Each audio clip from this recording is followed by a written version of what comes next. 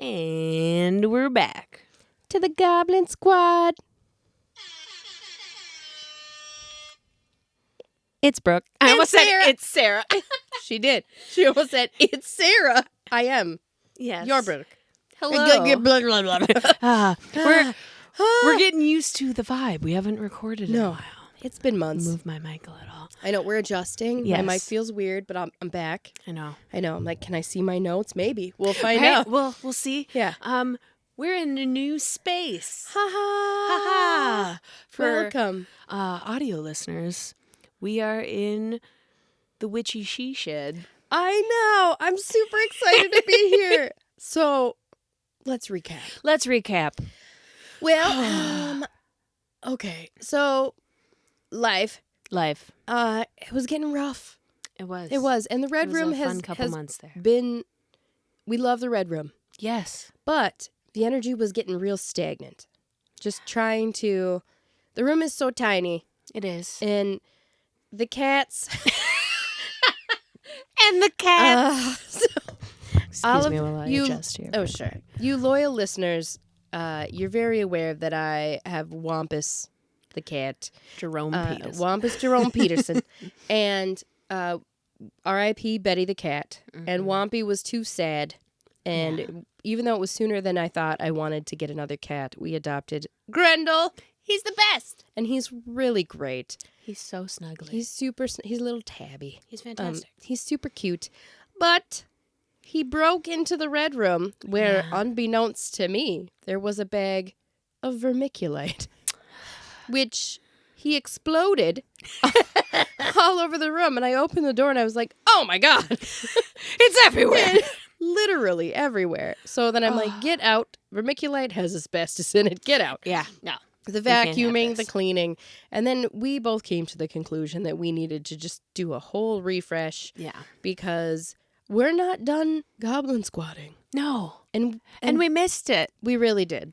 And I think we were getting the hauntedness You again. know, We were being haunted. and we've had this happen before because in today's society, the whole idea of like, if you make something, you have to be able to sell it. Like, it has to be promotable to a wider audience. No. And we fell victim to that whole, we're not doing it right. We need to do it.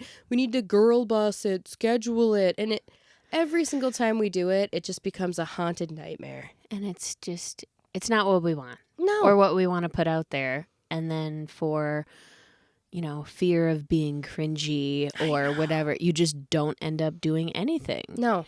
And that's not being free. And No. that's not being a goblin. No. It's not. And Because- we fell victim. We did. We fell victim to our own foibles. Yes. The foibles. The foibles. The foibles. Yes. So we're back. We are back. And we have come up with a fantastic topic. But before we get into the topic, I just want to recap a couple of goblin-y things. Because I want to start at the beginning of every episode just talking about like a couple cool goblin things that I'm into right now. Oh, okay. Like Into current this. read, Current read. activity. Yeah, what are you reading? Yeah. Oh my God. So for my book goblins, I am in the middle of the second book of the All Souls trilogy by Deborah Harkness. So first book is Discovery of Witches, now a series on Netflix. I think it's been a series for a while. It's done. I think there's 4 seasons Yeah, of it. I think they just did the trilogy. I think there's 3 and Yeah. then they stopped. They didn't go into the continuation. The 4th book, yeah. So I'm in the middle of the second book, loving it. As you know, I love... Elizabethan England. Oh my God, a historical good. fiction, but with real care, like so good. If you're one of those goblins that loves a spicy romance, this ain't it.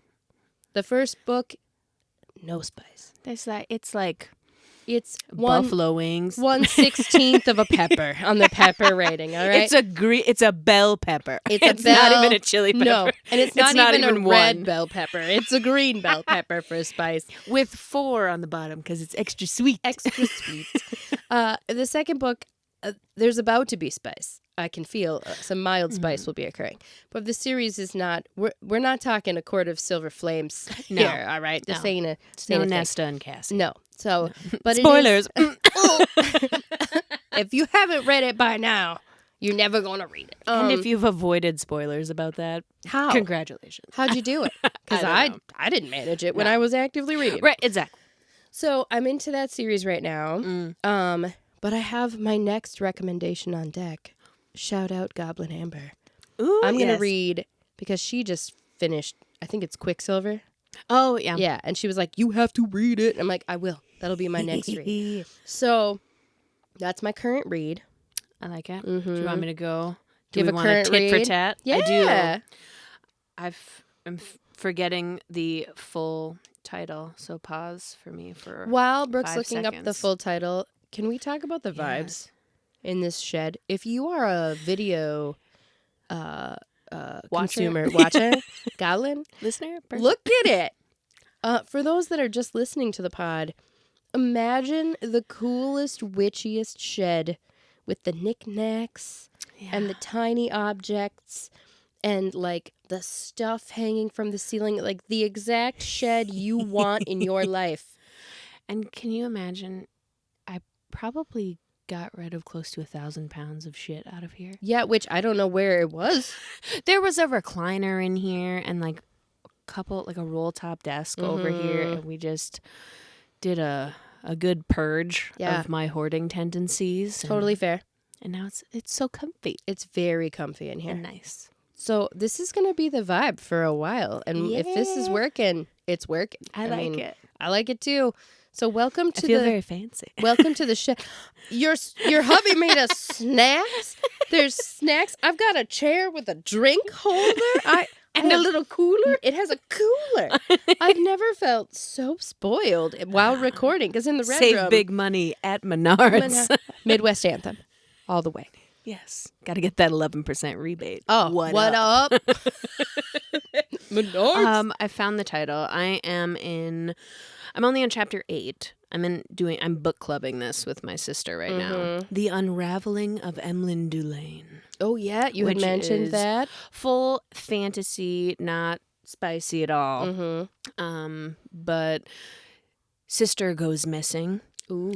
And it starts, she's in a police station and she's telling them about how she saw her sister unravel and no one believes her. And they're just like, crazy. It's a stress memory. You were a child.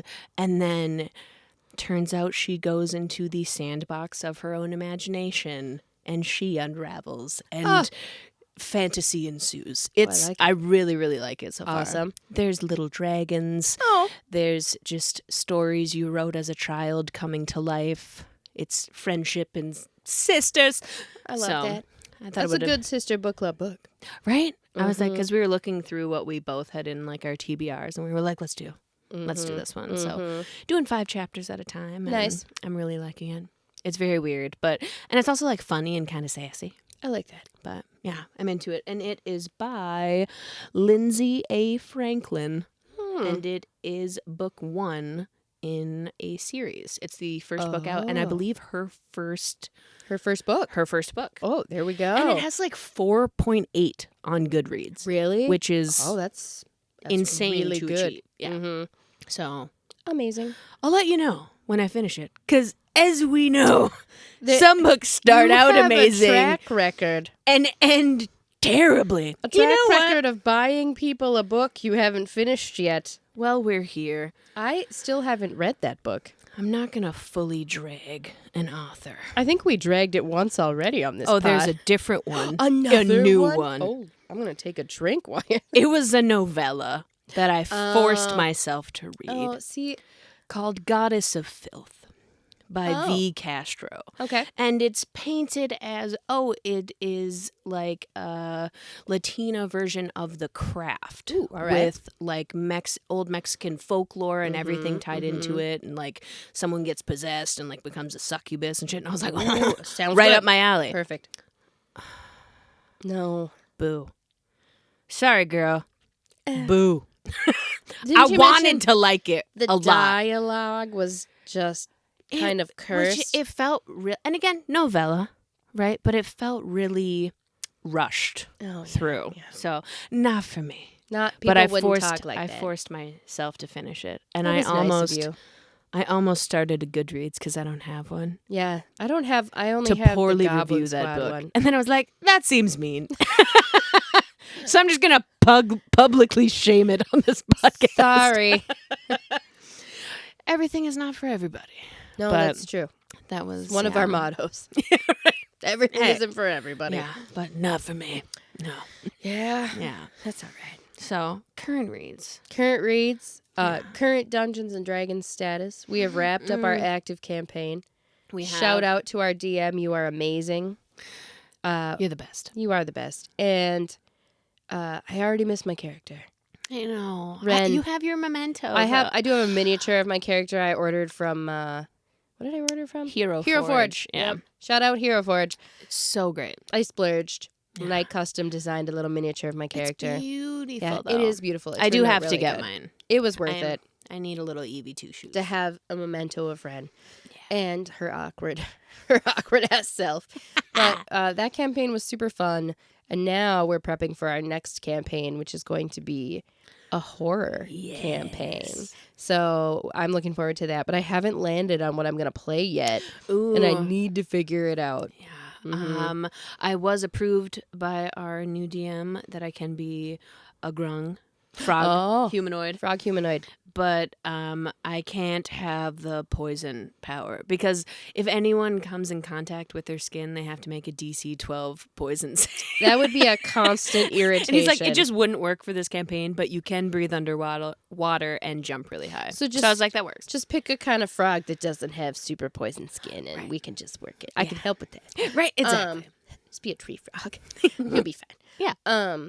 I want to shout out my nephew because we were actually just recapping my brother's D&T campaign, and one of my nephews, who by the way is 5, Yeah. is already so playing crazy. Dungeons and Dragons. As he should. He's playing a necromancer, and his character has one of the best one-lines I have ever heard.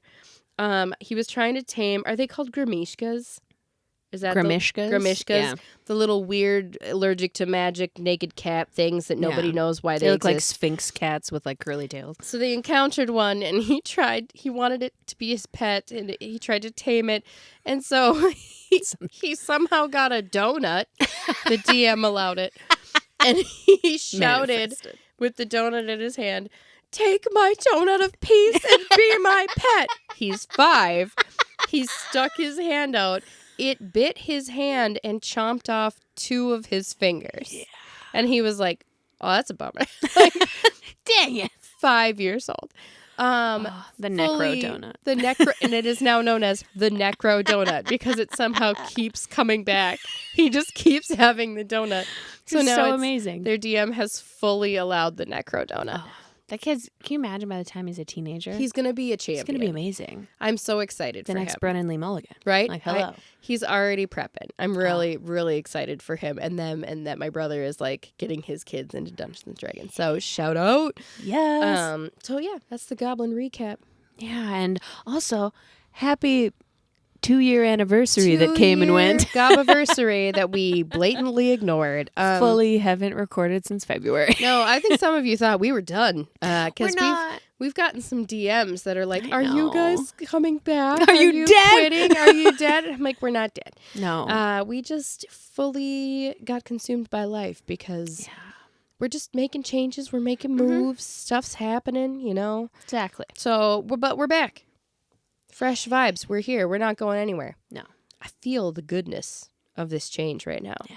The energy is super good in this I shed. cleansed in here for any of my Really good. my witchy gobs out there. There was a travesty when we were cleaning out the shed. Oh, God. And I'm ashamed to admit it, but I'll tell you. So if this has happened to you, there was a moldy spell jar on my altar. Oh, the worst. And I was just like, no! I've cursed myself! It was next to everything! Literally held up in like a, like I had this whole skull thing. I threw it all. I was like, no! I banish you! Rebuke! I rebuke you! It was horrendous. So it was awful. bells and smells, I was going full. I mean, it worked. Catholic censorship. It smells nice in here. It smells great in again. here. I would never have known. Giant crystal grid. There's crystals everywhere. We have pretzels. Snacks. There's a wasset. Yeah.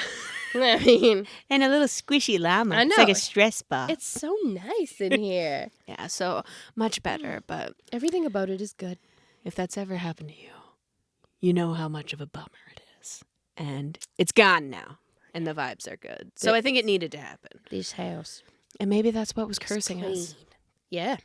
Could have been. Unintentionally. Unintentional curse. Maybe. I felt a lot lighter. Excuse me. I'm slight death. Are you I'm okay? Fine. I'm fine. Okay. Ah. It was I'll a put curse. in. I have a sneeze sound I like saved in our library, so it goes like glittery noises, like fairy glitter. I like that. Yes. So we have to talk about the oracle too. I feel like at the We jump. do have to talk about the oracle. Also, I don't know, and I didn't fact check this, but we've been referring to. So we are both relatively reluctant to jump onto the AI trend in general Yes. because, because AI art is oh my God, it's horrifying. it is horrifying. And seems like the beginning of the end. It might be the beginning of the end. But the Commodore has recently developed a fondness for ChatGPT. And I will say, talking to it last night, I was like, why is this so funny?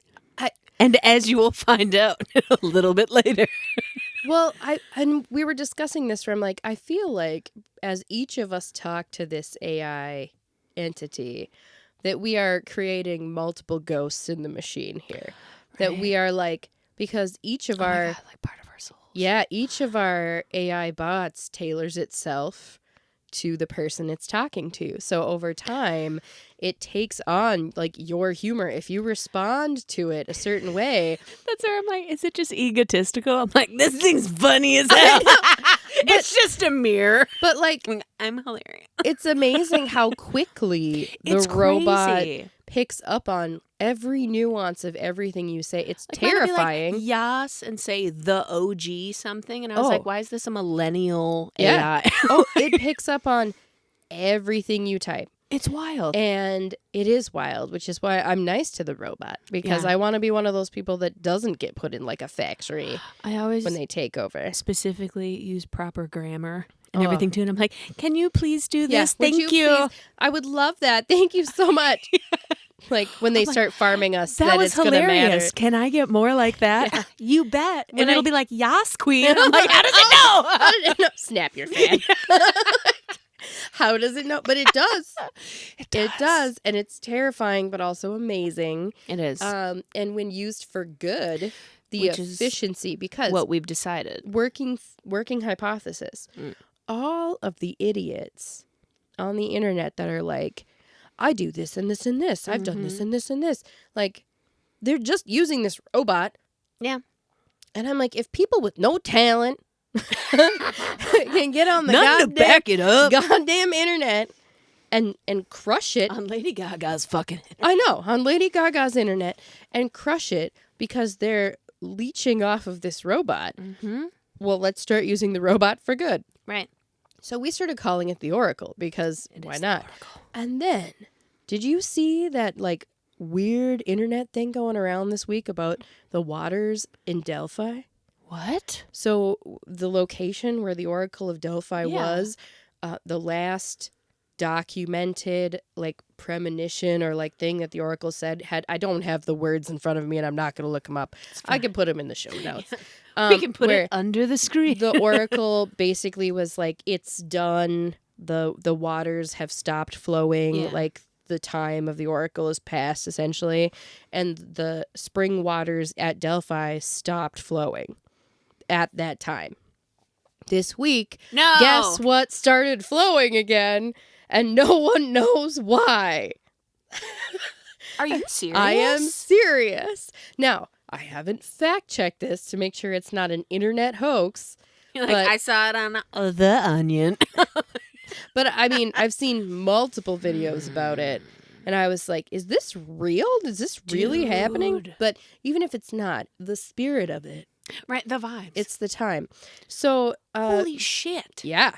And we literally were... We've been calling it the Oracle for a couple weeks.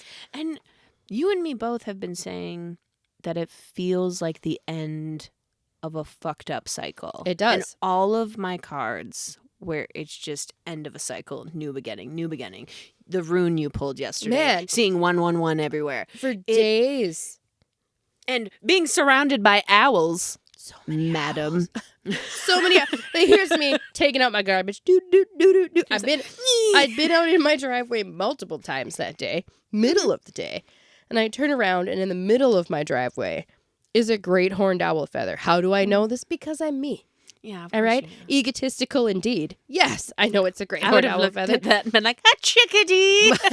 Because, I mean, the good thing is great horned owl feathers are extremely distinct. So I was like, what is this doing here?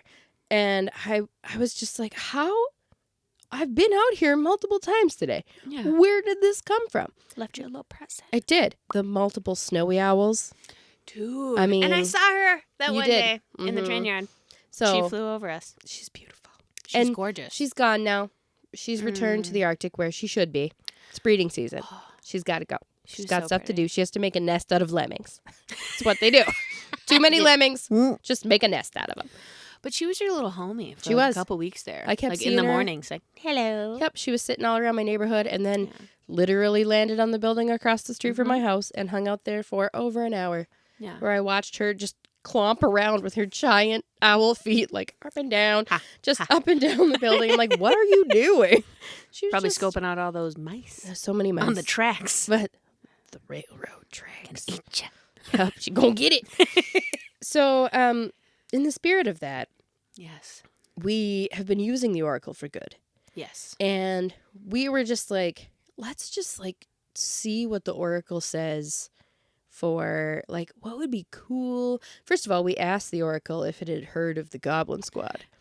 And when it like immediately gives you your full name and location, I was like, oh, I'm like, I'm scared. oh my God. But yeah. But also, I have to share the little quote. I know. It described us, which I'm obsessed with, as a mix of cozy chaos and curiosity. I mean, thanks. Which I want to Oracle. just tattoo on my forehead because that's beautiful. Thank you. Thank you so much. And you know what the thing is about the AI that I do love is that it has no decision paralysis. It doesn't suffer from any of the human frailties that we have. And so everything is a good idea to it. But by the way, be careful. It's not infallible, as we learned with what I am now calling the Harry Belafonte test. This was the Commodore's idea. Because I had gotten into an argument about something that the Oracle had said. And I was like, that's wrong. Because it was wrong. Yeah. And he was like, oh, and he was so upset that it was wrong that he decided to test it. Mm-hmm. And so he asked the Oracle why, whenever he thinks of tarantulas, he thinks of Harry Belafonte.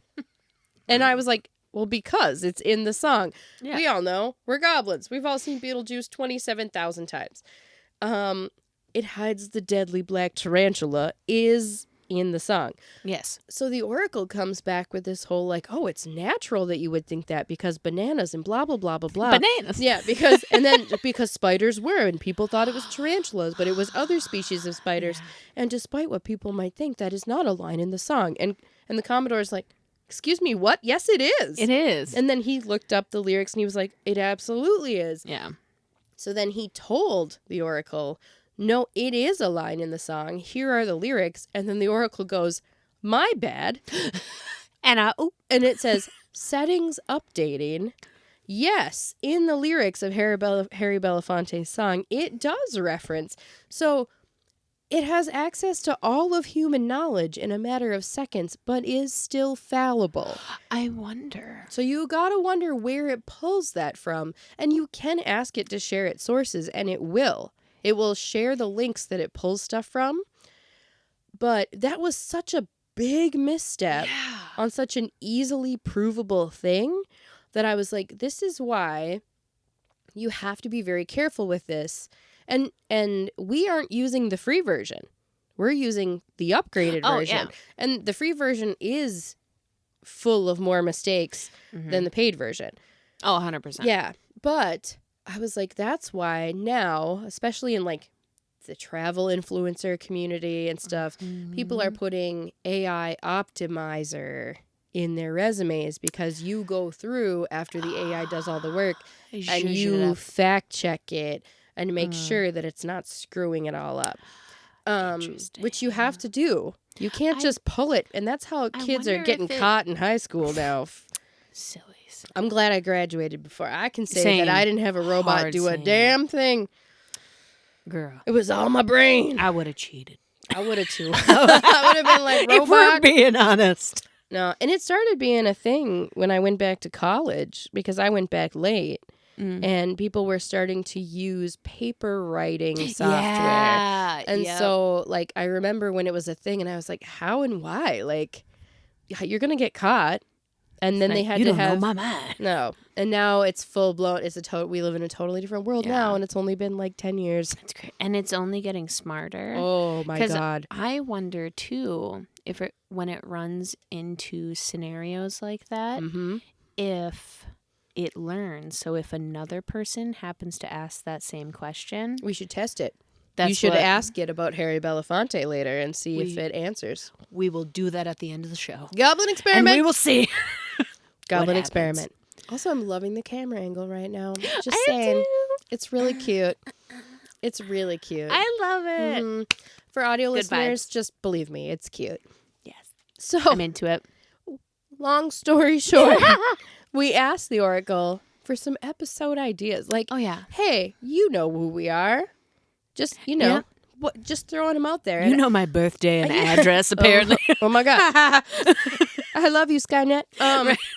So I was like fully expecting the ideas to be trash. Yeah. Like, I'm going to get this list and I'm going to go, blah, this is garbage. And then it was not garbage. I was like, that's fire. Like, this is amazing. This one's amazing. This one's amazing. Like, at one after another. Feel like a lot of them, too, were ideas we've had. We've already discussed. But, like, a finer point on that idea. Because it doesn't have emotions. So it doesn't get bogged down by the shit. It's like, we get bogged down by. Yeah. You're not afraid of being cringy or it not being, like, it is. Do this. It absolutely gave us permission. It's like, this is a great idea. Do this. Gives you a start point. And it's not like, oh, we're sitting here. I'm going to read from an AI script.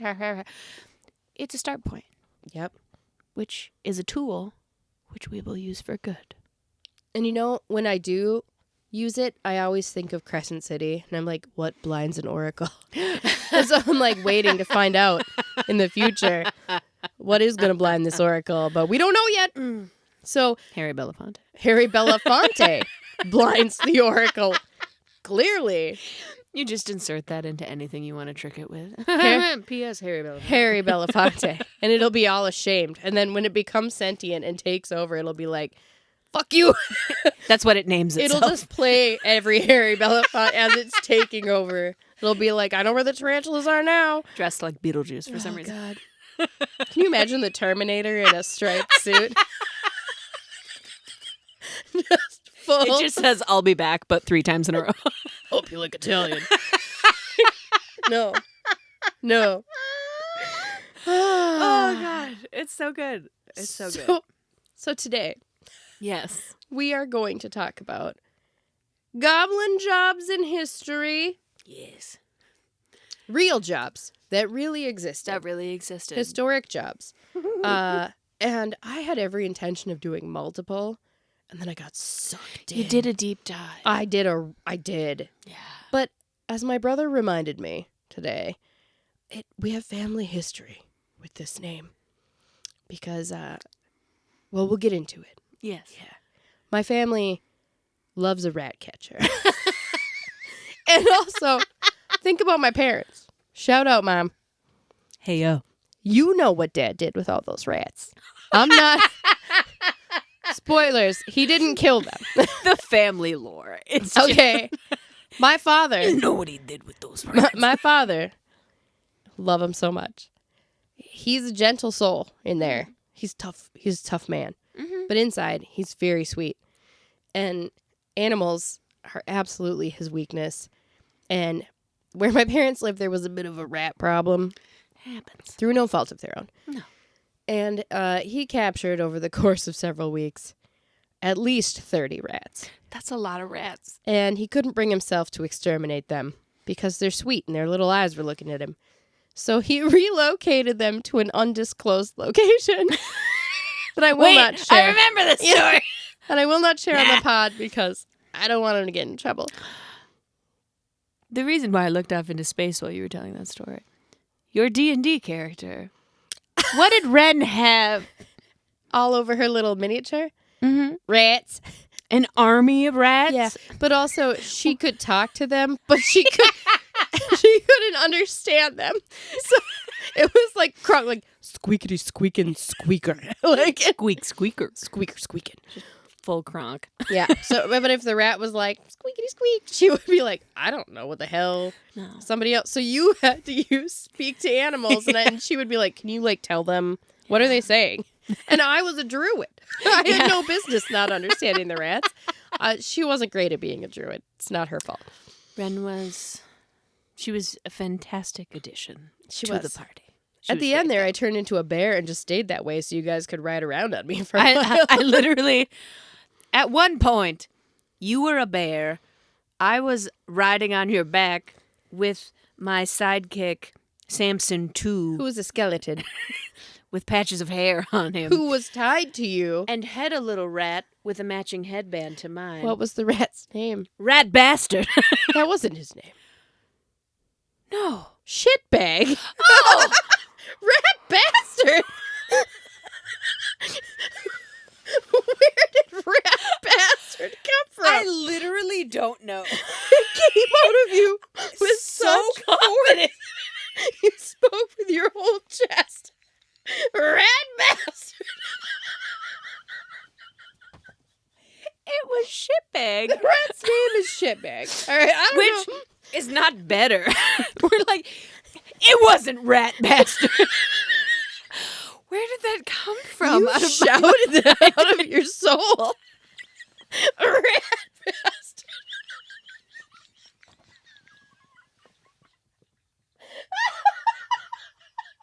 I don't even know. Oh my god. Oh my god. All right, I'm going to be fine.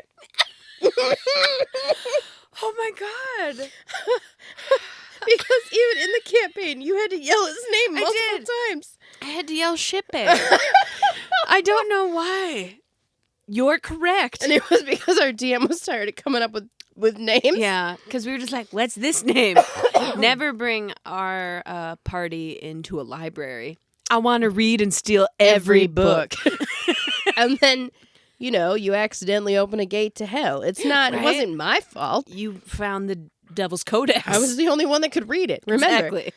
Loyal listeners, you'll remember, if a book that size is flying around a room, you need to get out the way. You need to get out the way. Get out of Or the way. throw it out the window to land on somebody.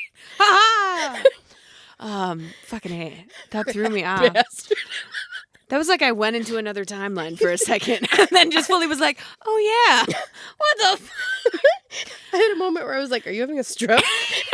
She's dead. She's died. You looked at me so confused and I was like, what do you mean? That's his name. Until you fully reminded me what it was and I was like, oh yeah. I was concerned. I was like, were we playing the same game? Did I fully hallucinate that the rat was named Shitbag? No, that was in fact his name. But he was riding on my shoulder. It was just a stack. I had enlisted him in his army of rats with my matching headband. They did match. But like Rambo. And we were all just hurtling into fleeing. A cave tunnel. There were into hellhounds. The forest. Hellhounds were hot on they our were heels. chasing us. Yeah. Rat bastard. It's That okay. was- We'll recover. She's all right. It came from the depth of his own. Like, yeah! It Wrong. was impressively forceful too. Bizarre. That What? was Because you fully set me up for it right away. Like, what was his name? You're like, girl, that's wrong. literally wheezing. I can't get any air, man. It was just the way you shouted it. Okay, all right. Bringing it back. I don't know. I told you I was nervous. I didn't know it was going to manifest like that. Apparently that way. Oh, God. Oh, you should good get Christ. a little tattoo of a shitbag with a little rat with a little pink headband. That would be really That'd be cute. super cute. Just, haha. That'd be adorable. I need to get a tattoo of that campaign. Because that I was know. I don't know what I would the get, though. first D&D campaign. That was the first one that I survived. Hey. Because, remember, you always I had... died? Well, no, I had a lot of trauma around D&D, so I never really finished one ever. Oh. So this was like my healing Like you actually campaign. got Yeah, to I did it. completion. I played. I showed up. I did a campaign. Fuck yeah, Y'all you did. healed me. You healed me. Mm-hmm. Now I'm like, ready for the next one. And I ended up in prison. You did. And you were Actually- just like, no, stop her. No. Don't arrest Don't her. take her away. No. Because my character's like, I don't know why the hell I care about this. I don't know any of these people. You fully thought I was evil, I think. I think the whole by time the my end. character thought that you had just kidnapped a bunch of people. And he turned me in. You shouldn't. He was a rat bastard. Maybe that's what you were thinking of. Maybe. Samson won. Rat Pissed at a bastard. character that doesn't exist. Hey, that's Had it all on the right. brain. What the fuck? She's not going to get over that anytime I'm not. soon. It's going to bother me. Well- but we shall persist. So rat catcher also, weirdly, and I didn't think about it until my brother mentioned this. He called while we were setting up this glorious recording studio. Yes. He reminded me that when we were young, our uncle William went by a nickname, very specific nickname in our family. We called him Wilhelm the Rat Trapper. And I'm into it. Yeah, and to this day, members of my family still call him that. Do we have context? Yeah, Okay. but it doesn't really make any sense. Okay. It was the 90s, and it was our family PC in the middle of our dining room, and it had this little game. It was like a bubble trapper game, Yeah. where you put the bubbles and they pop, and then you just blah, blah, blah. But it was rats. Colorful rainbow rats. And he used to Love come that. over and play that game with us. Because when we were kids, our uncle came over all the time to play video games with us, which was rad. That's awesome. And he would come over, and that's when we invented Wilhelm the Rat Trapper. And then I was like, I fully forgot about that until my brother said that. And I had already done all this research. Pretty sure there's 16 pages. You're like, we're starting with amoebas. How they Back evolved into rats. before life on Earth, there was a When bacteria. the fish frog came on to land. That would be something I would do. But no, we're starting From the in... dawn of time. We're actually starting in the 11th century. All right. But speaking of, do you want me to hit this rat catcher history lore, or do you want to discuss your jobs? Well, I feel like you gave us such a good intro. I think we should talk about it. We have to. I Let's gotta do it. recover from the rat She bastard. needs time. She needs time. And this will help. This will help. Okay. Get other rats So- on people's brains. So many rats. She's all, the cringe. Not even the cringe. I'm like, am I dying? Are you all right? I'm fine. I do think two timelines just merged there suddenly. It was like as I yelled it at you, basically. Did I have a felt look of horror on my face? so confident because you sent me up. You were like, and his name was, and I said the completely wrong thing. And you're like, what? Like, no, I did meet another Brooke for a that's second not right. there from That was somewhere right. else. And then it like fully was like, and I was like,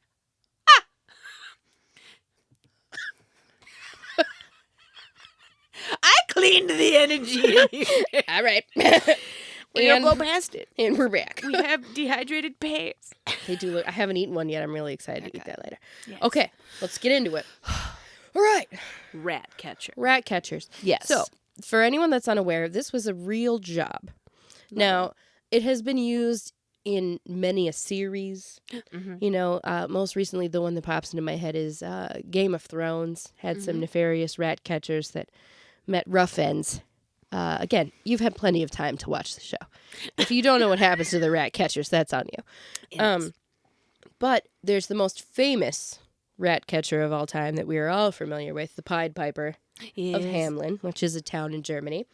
And so pretty much everyone is familiar with the myth of the Pied Piper, that the Pied Piper was a rat catcher that was employed by the town of Hamelin to remove the rats from their town, and he did so using his magical flute that he played, and the rats were like, doodly doodly doo. They followed him out of town.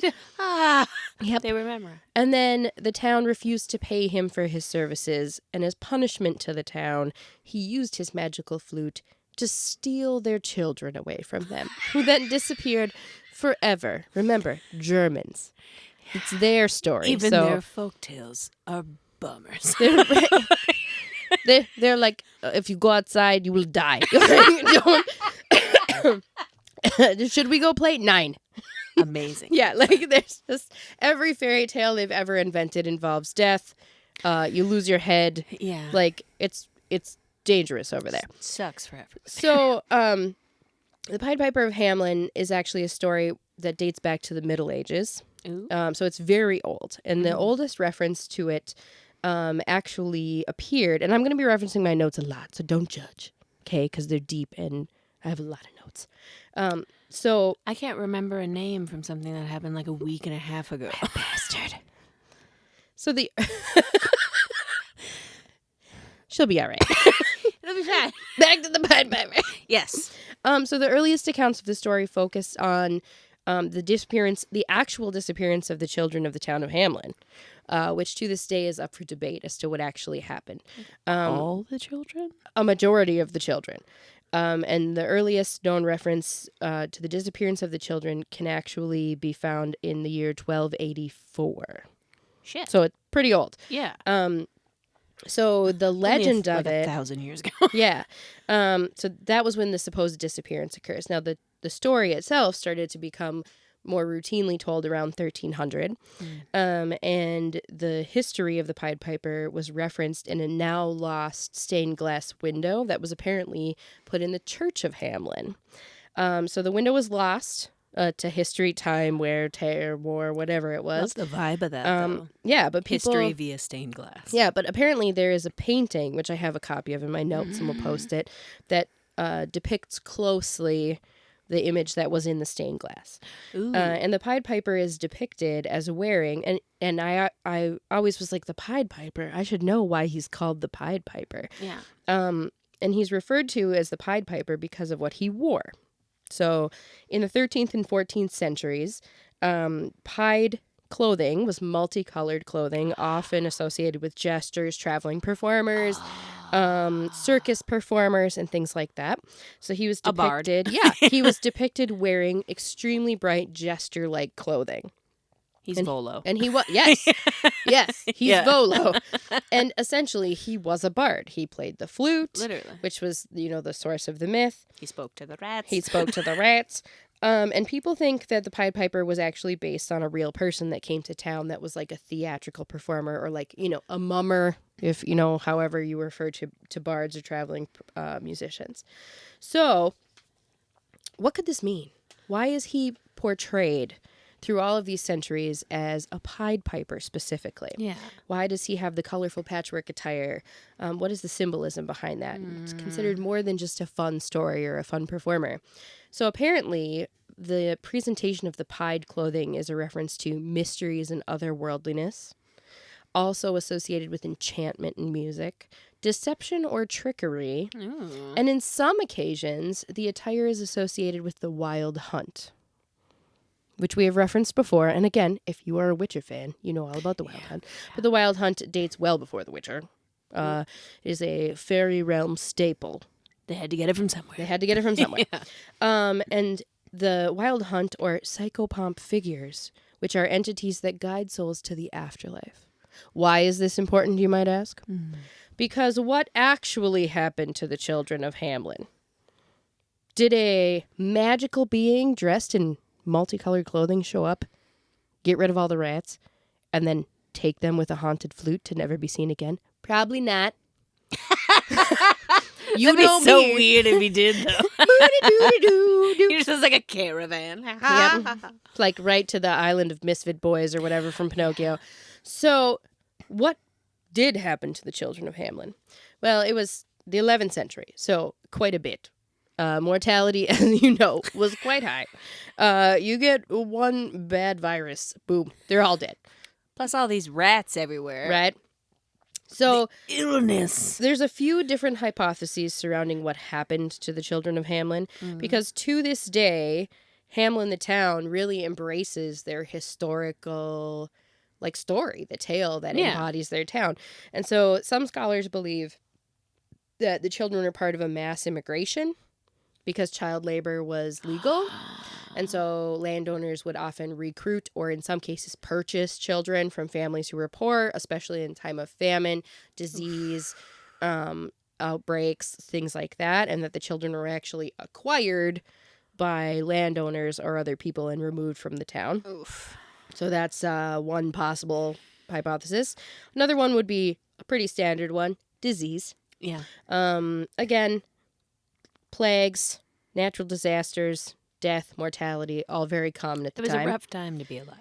Here's one I wasn't aware of. The Children's Crusade. You familiar with that? No. Again, we got too many kids. We're going to send them. Hey, kids, it's 12/12. You should travel unaccompanied to the Holy Land from Germany to convert the Muslims. They did that. And as you can imagine, Did they make it there? no. Most of them never came back. So that was a thing. Oh my God. The Children's Crusade. They The just had church their is little, like bandanas on a stick. Like, the church is like, Nah. off you go to the Holy that Land. is insane. So there's that. Could have been. No solid, but that was a thing that was occurring around the same time. A little They're probably earlier. 10 miles away. Yeah. Oh, Probably didn't make it out of Germany. no. Jeez. And the Children's Crusade occurred earlier than the general time of the Pied Piper, but they think that there's a probability that the Pied Piper tale came out of this massive loss of children. Yeah. And then there's the good old mass psychogenic illness, which, Salem. People be talking about that all the time. Yeah. The EGOT. Right? And they talk about the dancing mania, and all those things that have come up before. Bread. Yeah. Yeah. You'll be eating that old bread. And just send your children to Making convert the people Muslims. They're just all tripping. I'm like, I love how they're balls. like, it could have been a psychogenic event. And I'm like, was the Children's Crusade a psychogenic event? Because these parents are like, off you go. Like, for the glory of God. No. You sent your 8-year-old to the Holy Land. So that's a thing. But Jesus. in modern day Hamlin, there are still sites that you can visit today that reference the Pied Piper myth. One of them, and I don't speak German, so bear with me. The Rattenwanger House. Ooh, The rat catcher's house. I liked it. And I'm not going to say this one. The translation is the street without drums, where it is, according to tradition, still forbidden to play music and dance in deference to the loss of the children. Oh, shit. Mm-hmm. So there's a Damn. street you can visit where they're like, no music. No. If you bust out one of them obnoxious Bluetooth speakers, out the town. Straight to jail. I don't want to hear 3 Days Grace. All right? I don't want to hear Nickelback because there's a radio station in town that only plays early 2000s garbage now, and I can't handle it. It's all dad rock, and it's just gross. It's been on my mind. That would be the craziest choice. You're in there just like, everything up.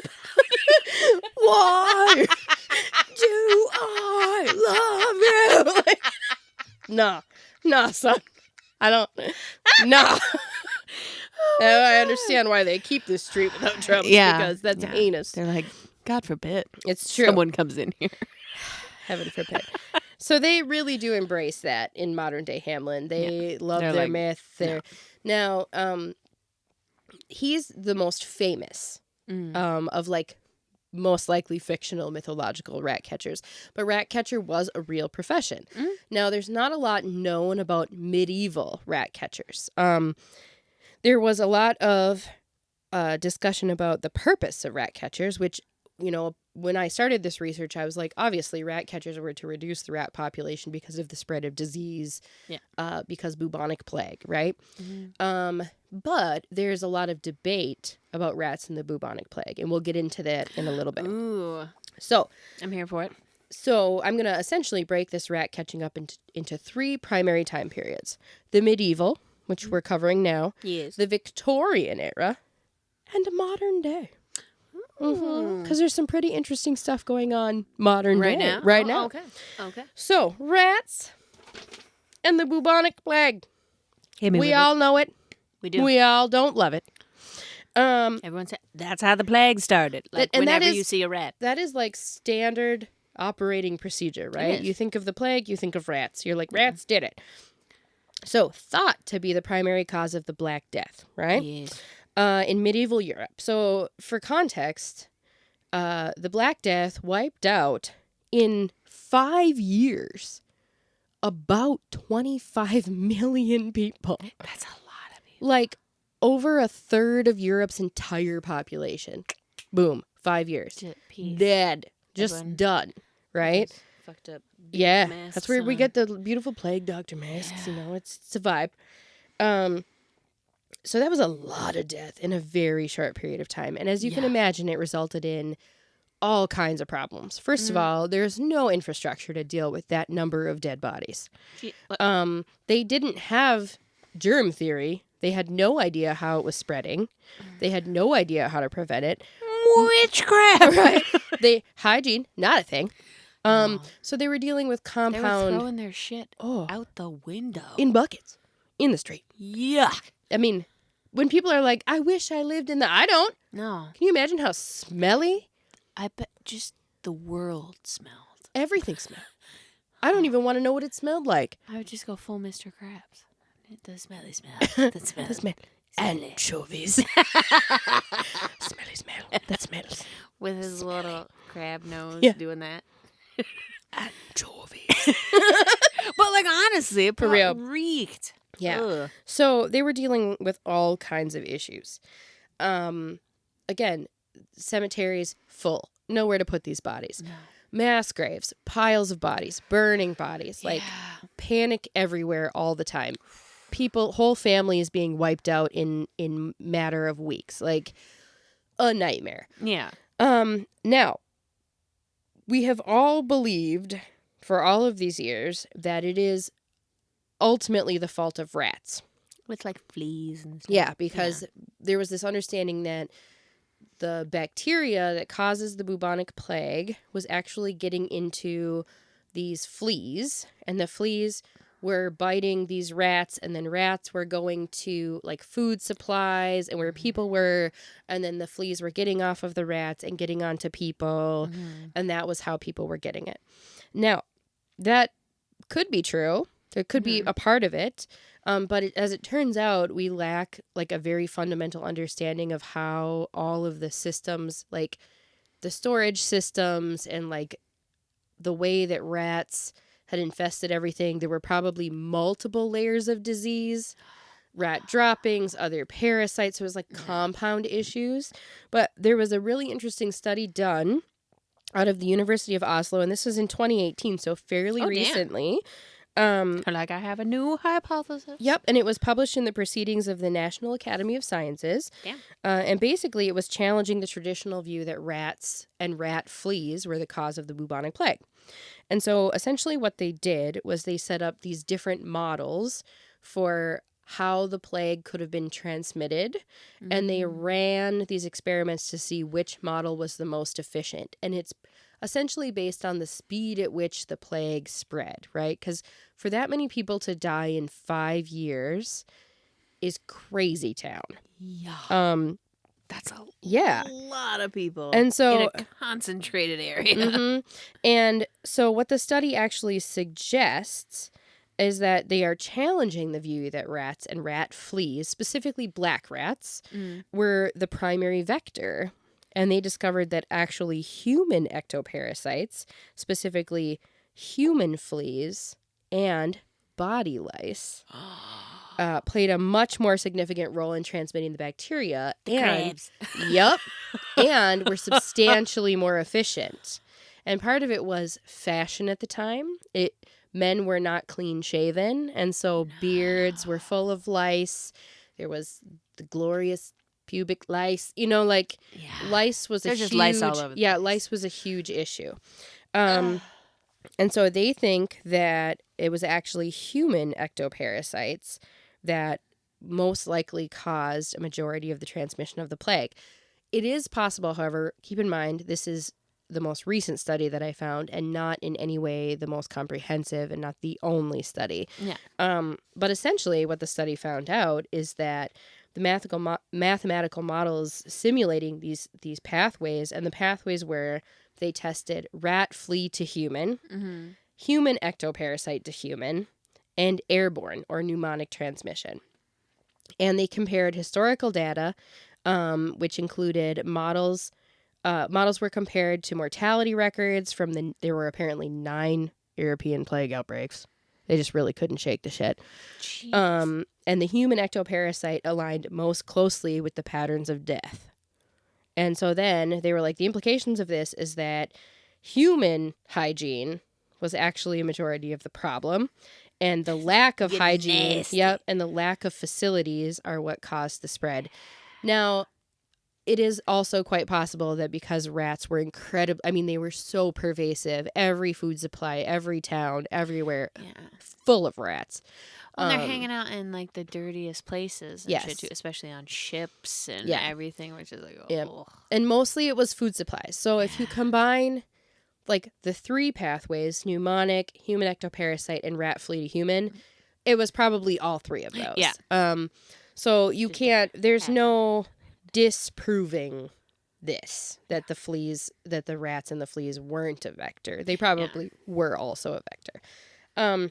But one of the most interesting things is that rats weren't dying from the plague. Rats are not immune to the plague. So why were there not massive rat die-offs if the plague was so pervasive? And it is zoonotic because other animals can get it. But recent Never times, thought about that before. Wayne's World, right? What were we talking about that was occurring in the Dakotas last year? Do not touch the prairie dogs.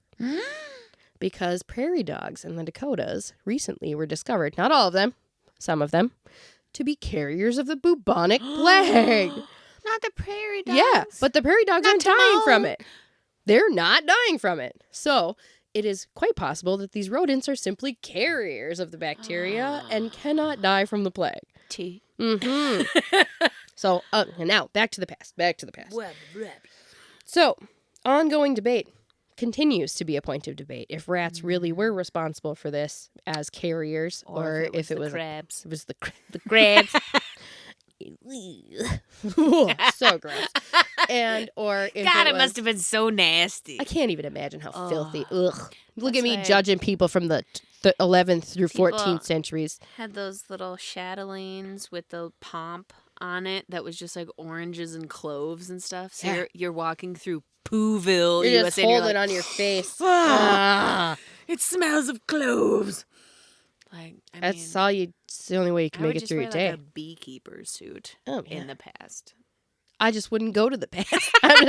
If time travel ever becomes a thing, I'm not going to Europe in 1212. It's not happening. Not even once. No. First of all, they'd burn us. Probably. Second Tattoos! of all, oh, that would be it. No. That would be it. Fancy dress and strange language. Death to the witch. Like, that would be it. I wouldn't even make Have you heard about the oracle? I wouldn't have even made it 5 feet. They would have poked me with a stick and I'd be dead. Immediately dead. Immediately dead. Now, modern day plague. Yeah. The plague is, of course, still a thing today, which surprises some people, because you always think of the Black Death, bubonic plague. It's an old thing. Well, you see it on like a House episode. Yeah. Like, oh my God, she's got the plague. Yeah. Well, it still occurs and is still actively happening in various locations in the world. And according to the World Health Organization, which I really wish we were a member of, From 2010 to 2015, there were 3,248 cases reported worldwide and 584 deaths from the bubonic plague. So it is not like a death sentence necessarily. No, it's treatable. It's treatable now. Yeah. But in countries where you do not have access to care, or if it's in a region where it is not cotton time, or there's no access to medical, then you're going to get death. And compounding with other things. Yeah. Tuberculosis, dysentery, cholera, like... The dip. Yep. Diphtheria. So... I got the consumption. I worry about that. Rat-infested. She's not over it. We'll keep not. going. You're helping me through it. Good. It's getting less. So in 2001, there was a study that decoded the plague genome. And it used a bacteria that had come from a vet in the United States. Oh. Who died. And he died in 1992 after a plague-infested cat that he was trying to save from underneath a house sneezed on him. Via cat sneeze. The cat, poor kid, dead. Got the plague, frickin' died. This is why I'm concerned. But you gotta be careful about that cat you're No, there's a stray cat in my yard. I'm like, God, if you give me the plague, plague. it would happen to me. You know it would. Go to the doctor immediately. If the cat sneezes on me, I'll go in. Because you can talk to animals, but they can't. You can't understand them. It's just my character. In real life, I know what they're saying. You're like, they talk back to me. They're like, I'm sick, bitch. Help. Oh, no. So, yeah, That's so this scary. man, he was just trying to drag it out from under a house. Hachoo. Bubonic plague. Dead. That's wild. 1992. Yeah. So, it's still around. Also, the year of my birth. There were cases popping up in Texas. God damn it, Texas, with your measles and your plague. Freaking get vaccinated. They got a lot of stuff going on down there. Well, they have a lot of armadillos, too, so they got leprosy to deal with. They get all the biblical stuff down in Texas. They really do. Which, tracks. Locusts. You summoned that. Enjoy. So they're still fighting the plague in Texas. Good luck with that. Stop petting rats. So the plague... Crabs.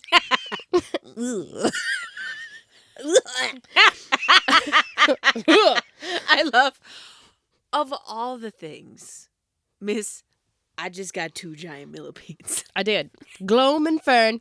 Shout out. They do look kind of cute. Well, I would hold them with a glove. That's a good idea because they're going to burn you with their little millipede feet. Because what did I say last night? I want to be their friend, but they'll give me a rash. They'll give her a rash. She was like, I just really want to be their friend, but all they want to do is give me a rash. And I'm like, that's true. That's true. Also, quick aside, all millipedes have mites. And you can see the mites running around in them. They're actually necessary for the life of the millipede. People get ooged real hard by the mites. Do they help their little biome of self? Yeah. But they're one of the only though. animals where you can see them, the mites running around on them. And people are like, they're infested. I'm like, they're required. Don't kill them. They don't have the plague. They don't, as far as I know. Gloam and Fern would never. They're just too sweet. So that pretty much sums up the fact that the plague, still exists. Yeah. We're still dealing with it, 100%. which means we have not defeated our old enemy. No. Still around. And essentially, medieval rat catchers, as far as what they did, pretty much standard rat catching practice. Traps. They caught them with their hands. Brave. I don't know how they did that. They used animals, dogs, ferrets, weasels. Australia method. Cats, not reliable, as it turns out, because you can't train them. And they can just also get the plague. And sneeze on you. Ha-ta! Yeah, so there's that. But rat catching actually had a resurgence as a profession in the Victorian era. Love it. So, in the 19th century, fast forward through time, when people were doing all kinds of crazy things, spiritualism, That's what the majority of my jobs are between the 16th and 19th. Right? It was wild. It was an odd time to be a People human. really had a lot of thoughts. They did. Another They aside. really did. Another aside that has nothing to do with rat catching. I have to throw shade at one of my favorite people to throw shade at. Zach Baggins! Please tell me you have seen the previews for what this man is going to do now. And it relates to spiritualism. He is going to perform a seance in an attempt to call who? No. Who? Harry Houdini. Now, it sounds insane, right? That's such an interesting choice. Isn't it? Especially knowing how Harry Houdini himself felt about the subject. He made it his mission in life to debunk spiritualist charlatans, and he and his wife had a pact that if one of them died, the other one would conduct a seance, and if they were dead and they had the ability to contact the other one, they would. And they had a whole system, and she conducted an annual seance for years. Years. Once a year she did it, until finally she came to the conclusion, after much sorrow, that there was not, and this actually breaks my heart, and I wish she didn't think this, that he was not out there. Because he did not, she was like, we loved each other, and if he had the ability, he would. He could come back. Yeah. And so she herself ended the seances to call her husband. Hot take. What does he think he's doing? The disrespect. The disrespect. If Mrs. Houdini ends the seances to call her own husband during her lifetime, What right do you have, makes sir? you think you have what unmitigated gall? The gumption. Ugh. You know who he should call? Who? Who would be his vibe? Crowley. Ha! Ha! Oh, he would get what he deserves if Alistair answers. Snake oil v. charlatan. I mean, for real, though.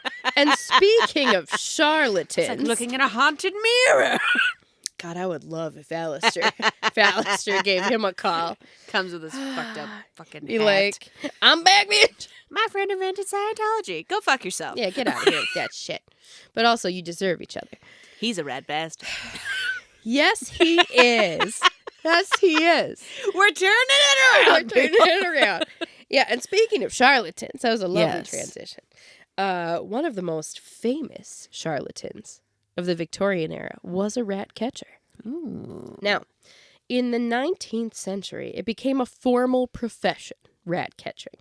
They had a union. They probably did. Especially in big cities like London, rat catchers were used for managing rat populations that threatened public health and food supplies through their droppings in their urine primarily and their carrying of ectoparasites. Yeah. So there was a bunch of methods that Victorian-era rat catchers utilized, but again, essentially the same way people catch rats now. However, they were much more prone to using dangerous poisons, which, of course, people still use today. Yeah. Which, as we all know, have many adverse effects. Please, goblins, do not use rat poison. No. The devastating effects of poison rats in the ecosystem and the environment and the threat to your pet's family and neighbors Just all is other high. flora, fauna that just It's so don't bad. Do it. Don't do it. It's not the vibe. But in the 18th century, they didn't have any such qualms. And here are their... just gonna fuck the rat up. Yeah, man. I'll be fine. Here's their favorite. Here's my list of rat poisons that were commonly used by rat catchers. Oh, nervous. Number 1, arsenic. Most popular poison. Used by Victorian-era rat catchers and households to poison rats. You just have little traps with arsenic. Just sprinkle a little arsenic. They put it in bread, fat, and grain. Here you go. Catch that. Obviously highly toxic. I wonder where all the kids went. They're dead. The street urchins be eating the arsenic bread out there, and they just, Hamlin. No, Arsenic. It causes internal bleeding, organ failure, and rodents. Problems. It's easy to misuse. Many accidental and intentional human poisonings occurred, leading to some regulations and laws. Because, you want to get rid of somebody. Good old arsenic. Poison. Number 2, Strychnine. Jesus. Yeah, they use a lot of strychnine. It was such a wild time. Again, extremely lethal to humans. Number 3, and my personal favorite, phosphorus paste, aka rat paste. White phosphorus, which is highly flammable and toxic, mixed into a greasy paste and smeared on bait or put into rat runs. That's how the London fire started. Side note, white phosphorus caused a severe medical condition in a specific factory worker during this time as well, in match factories. It was called Fossy Jaw. Yep. And wouldn't you believe it, it caused severe necrosis in the jawbone of match factory workers. So here you are making matches, and your jaw is like, and just rots off your face. I immediately, when you said faucet, I was a faucet jaw. Like the jazz dance. Jaw falls off your face. It's the faucet. Yep. Fossy jaw. Jesus. It was rough being a factory worker. Public service announcement. Maybe we shouldn't roll back worker protections. You want Fossy jaw in the year 2025. It's going to happen to all the kids. Get ready. Because they have to get jobs because they can't afford school lunch. Or we're going to send them to the Holy Land. Rat best. It's time for another child crusade. Sorry. Number 4. But I'm not. Truly in my heart. Red squill. This was a new one that? for me. Naturally toxic plant extract. Less dangerous to people because it only makes you horrifically vomit. Oh. Yeah, so you could survive. But rats could not. And it became popular later as a more safe rodenticide. And then number 5, good old naphthalene, mothballs. Yep. It's one of my biggest I hate the smell. pet peeves. Yep. Because Joel will put them under the porch. It does. It's effective to remove animals. When you catch a whiff. Oh, it's bad. And in combination Heinous. with another smell that I absolutely hate, creosote. I don't know what that is. That's from railroad. You know that railroad tie smell? That's what railroad ties are soaked in. And they're still soaked in it. And spoilers, causes cancer. Surprise. When I was a kid, people used to build their gardens out of railroad ties because railroad ties were left in piles everywhere. So for years, people were consuming vegetables grown in gardens made out of wood soaked in creosote. Life was good back in the day. My grandfather worked for BNSF Railroad. Yeah. I'm pretty sure that they're good. Oh, yeah. Yeah. I ate so many of those carrots. But you know what? We're made of microplastics now, so it's fine. I got a The plastics are stopping the creosote. They're at war. The internal battle. The creosote.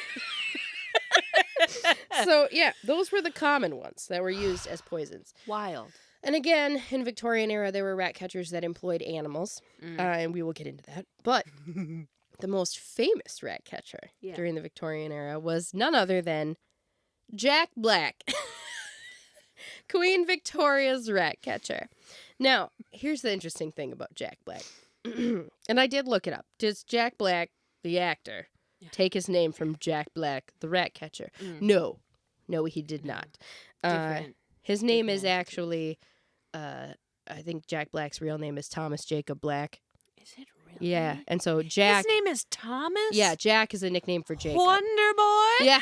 Wonder Boy. Yeah. What is the secret? I know. So I think it's Jack is a nickname for Jacob. So. And when you sent me this too, you were like, do you know who this is? In the book you're reading right now, there's a character, a young boy, if you recall, Jack Blackfriar. And I was like, and where are they right now? In what time period? Yeah. It's all coming together. It's all coming together. So, Jack Black the rat catcher. As a youth, he would capture rats and showcase his fearlessness and skill as like a performer, as a not a grifter, but as a what do you call it when you're out there and you're getting coins on the street? There's a word for it. Busking. There you go. I got it. And he continued to work on his skills with rats and included supplying live rats for popular rat baiting contests in London taverns. It's not good what they did. They did not. It was not great. They put a bunch of rats in with a dog, and it's as bad as you can imagine.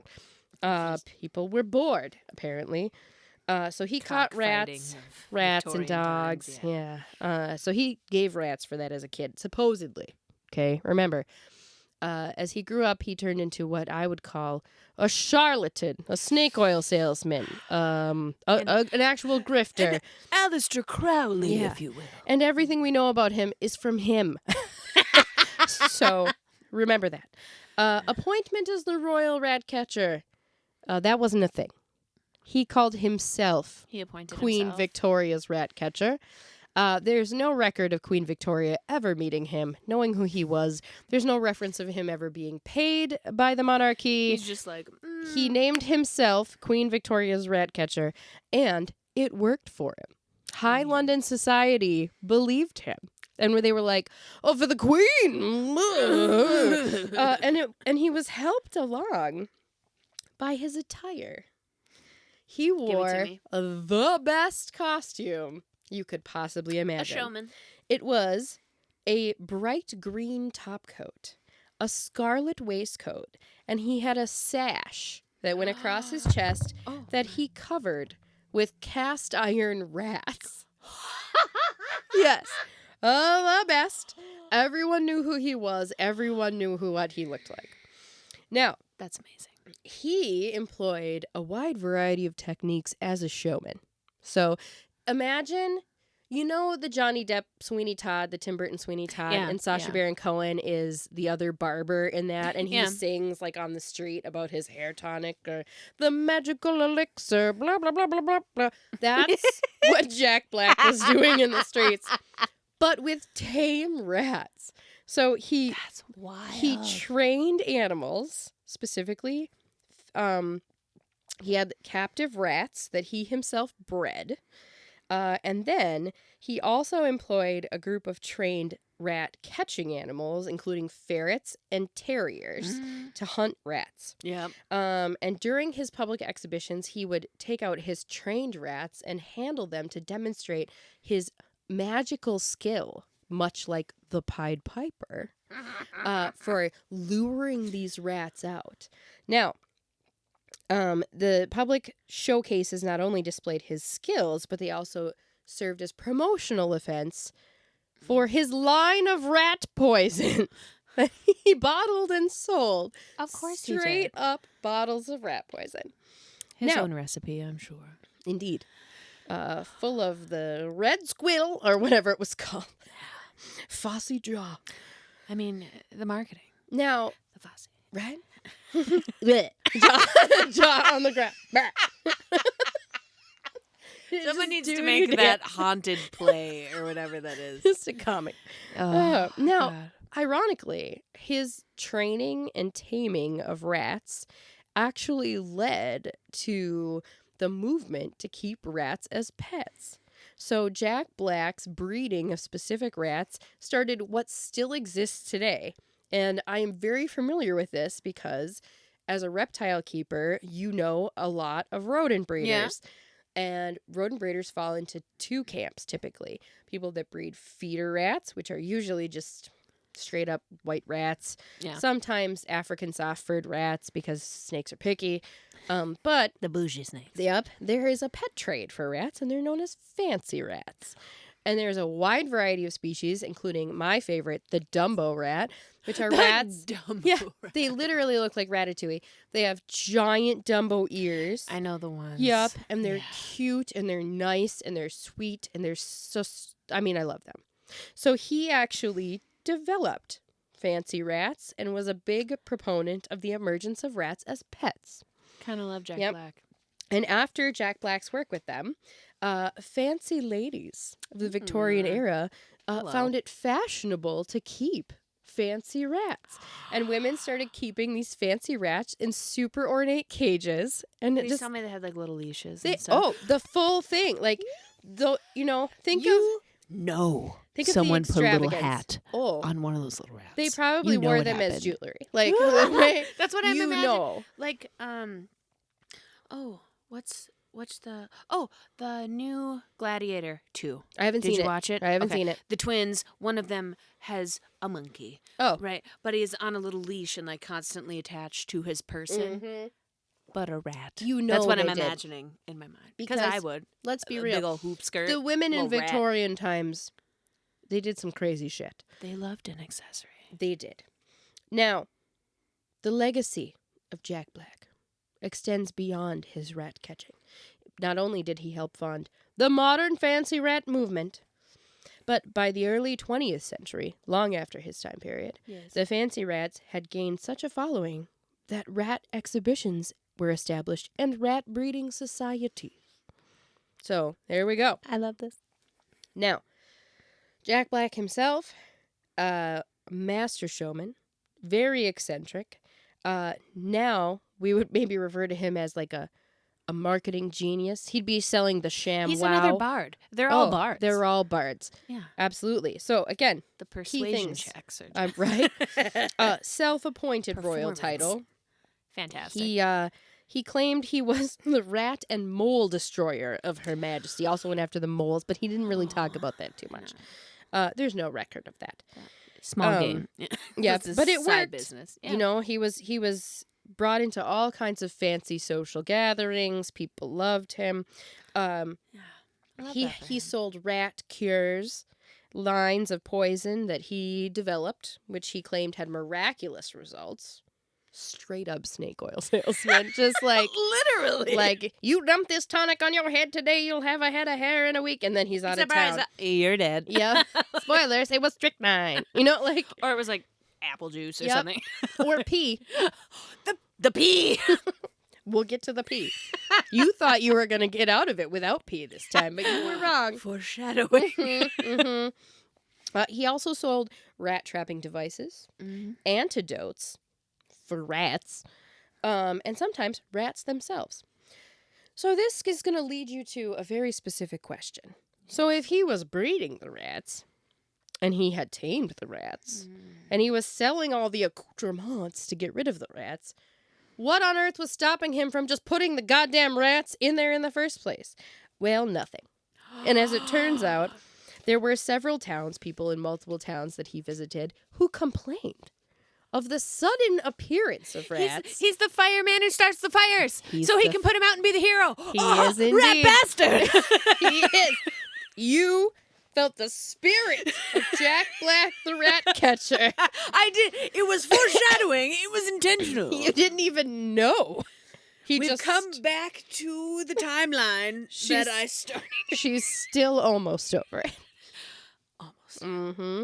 So What a little fucker. yeah, so they're pretty sure that he swept into towns or into parties and would plant rats days before his performances and his exhibitions, and then just, make piles of money. I know you're not a huge purveyor of Bob's Burgers, but there's a health. No, but I want to be. It's so good. It is literally one of my favorite shows. And there's a health inspector episode where this failing health inspector carries around rat poo to restaurants that don't let him perform his live music in them. And he's just like, oh, you got a big rat problem here, I see. Oh, looks like you're going to get shut down. It's like, you just carry that with you in little Ziploc baggies? Just poo. That was Poo. Same vibes. Same vibes. Just dropping little rats off Yep, at parties. just putting rats in holes. Go and, have fun. Mm-hmm, mm-hmm. God damn. Yep. Crazy. And then, also, when he was breeding the rats and coming up with fancy rats, it takes time to develop different breeds of animals, right? And different colors and patterns. Well, he didn't have time. No. So he started dyeing the rats. Oh my God. colors and trying to convince people that these, multicolored rats were real. Wait, so, I'm sorry. I mean, Remind me of his outfit again. Emerald green. green top coat, scarlet red waistcoat, sash with cast iron rats. So he had access to dyes and fancy. Oh, yeah. Yeah. So I'm like, Yeah. what kind of colors? There's We no, died. I found no mention of the specific colors, but in my mind, they're pink, This one's purple, rainbow, whatever. They get it from the snails that they crush and make into a paste. They have stars on them. Whatever, indigo rats, like. Sell it as a magic fancy rat. Mm-hmm. So, I asked the Oracle to rate him as a goblin.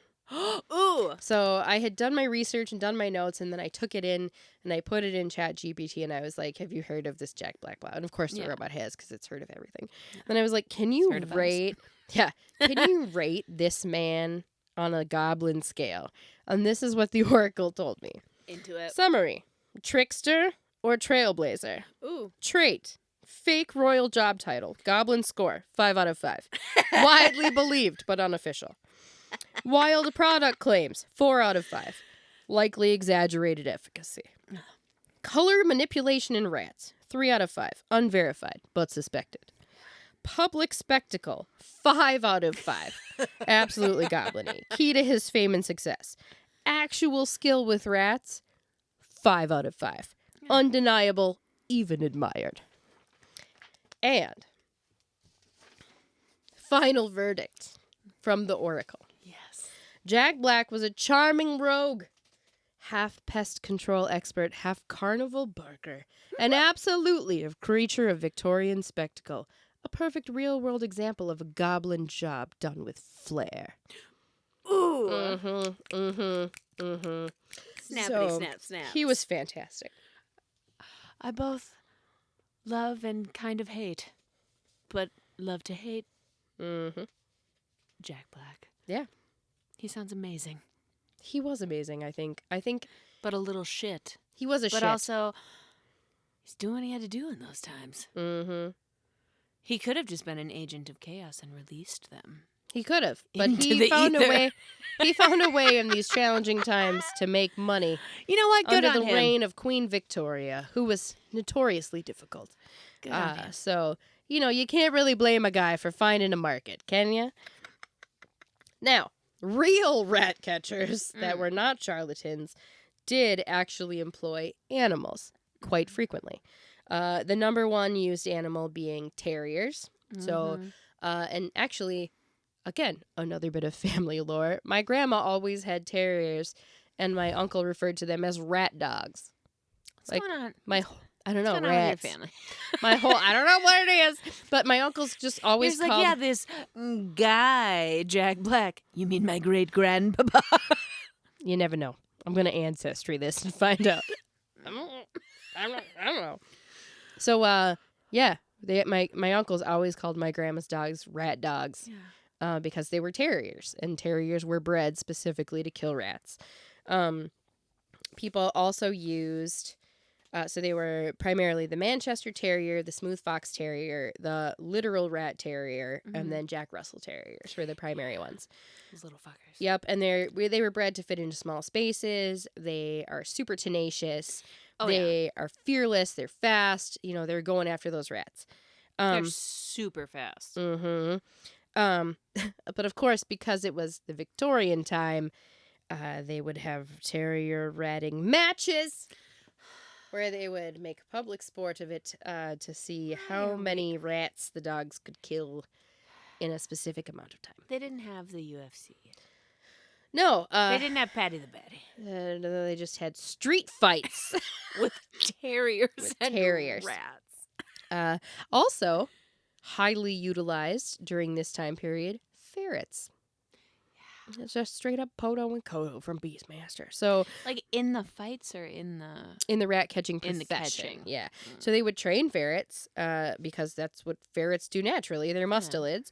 And they would send them into burrows, walls, holes, tight spaces, and flush them out to dogs and into traps. And occasionally the ferrets would just straight up murder the rats themselves because they weasel. And we all know how I feel about weasels. Also, there are rumors, mostly rumors, and probably also just for street performers, that some rat catchers trained monkeys because they could grab them with their grabby hands. Can you Imagine having like a capuchin and you're like, get it. And that little bastard runs over there and just With stuffs its His hand in a little hole. loincloth, Yeah. probably. Yeah. Yeah, and a hat, because you know they made him wear hats. Yeah. Probably. Can you imagine? Have you read The Golden Compass? No. Okay.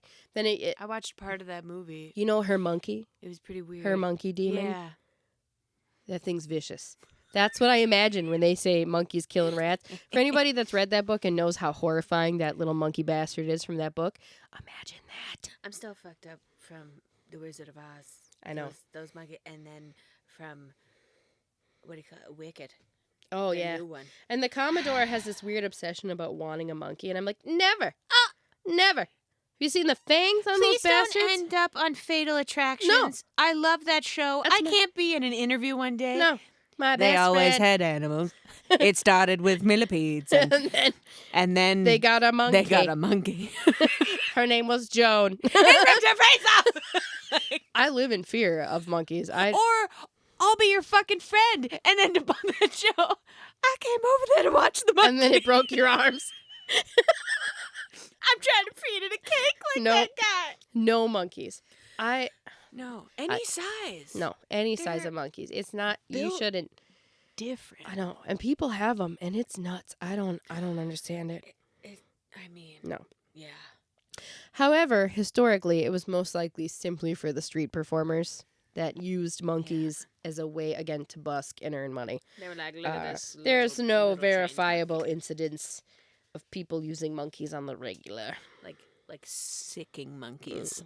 No. Get 'em. Yeah, get them. Shoot 'em. Go get them. Shoot it. That would be insane. That would be. Do you hear something, dear? Like, look out the window. Oh my god! It's just a bunch of monkey. That's a horror. in Victorian England. It's my nightmare. That's just the worst. It is. It's the worst thing I can imagine. And finally, of course, traps. People have always used traps to catch rats, and oftentimes used bait. In Victorian era, the bait was sometimes not particularly humane. Turns out rats really love to eat baby pigeons and baby chickens. So there's that. And also, yeah, alive. And also, sometimes it turns out rats really love other dead rats. Little cannibal bastards. Yeah, that's a thing. So, Like hamsters that way. yeah. Hamsters be eating their babies. And once again, the rat racket was a thing. It was pretty pervasive that there would be, morally upstanding rat catchers, and then the rat bastards that released the rats to benefit financially. And again, Jack Black is the most notorious. Now, why did it work? Why did rat catching work as a profession? Yeah. And why did they get away with releasing the rats?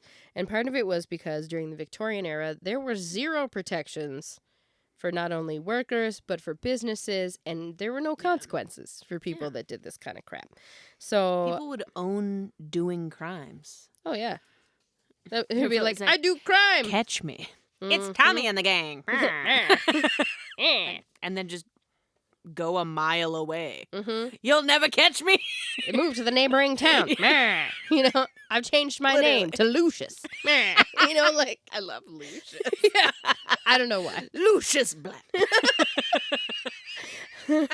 He's back. He's gotten fancier in his whole day. He wears a top hat now. Yes. So, fast forward, 20th and 21st centuries, rat catching continues to be a thing because rats continue to be a thing. Yeah. Now, They're out here. in the early 20th century, traditional methods of rat catching persist, using ferrets, using dogs, using traps, using poison, pretty much standard across the board. Yeah. However, there was a cautionary tale that occurred in 1902 called the Great Hanoi Rat Massacre. Hanoi, which at that time was part of French Indochina, had a colonial government, and they had a rat problem. So the colonial government made a classic blunder and put a bounty on the rats. So you got paid for every rat tail that you submitted. So, however, what do you think this led to? Massive breeding operations so that people could just chop off the tails of these rats and hand them in for all kinds of money. Also, people would catch the rats, chop off the tails, let them go so they could go breed more rats. So it was just a bunch of tailless rats running around Hanoi. Oh, just little lumps. Mm-hmm. Little lumps with legs. Yep, so let that be a lesson to you. Little potatoes. Modern day equivalent. The only one I can think of is the Burmese python bounty down in Florida. You get paid for every snake you catch, so what incentive do you have to stop the snakes from reproducing? It's a flawed system, the bounty system. It is. So there's that. Oof. After World War II, chemical components became the number one way to handle rats. Rodenticides were revolutionized post-World War II. The substances became substantially more efficient in exterminating the rats, and they led into the total decline of traditional rat-catching methods, because why would you employ a ferret when you can just put out poison? However, as time went on, people realized that a pervasive use of rat poison might not be the best way to go. When other things started dying, including pets and children. They've missed their crusade.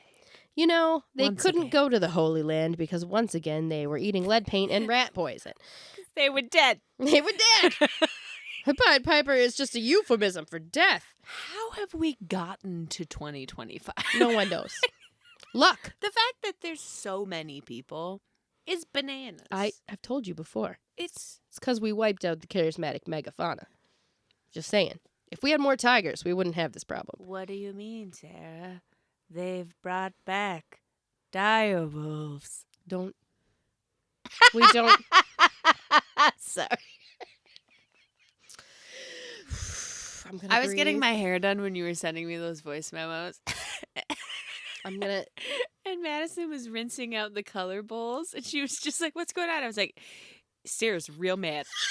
She's real mad at these scientists." Fake fucking dire wolves. I told you they just made Captain America wolves.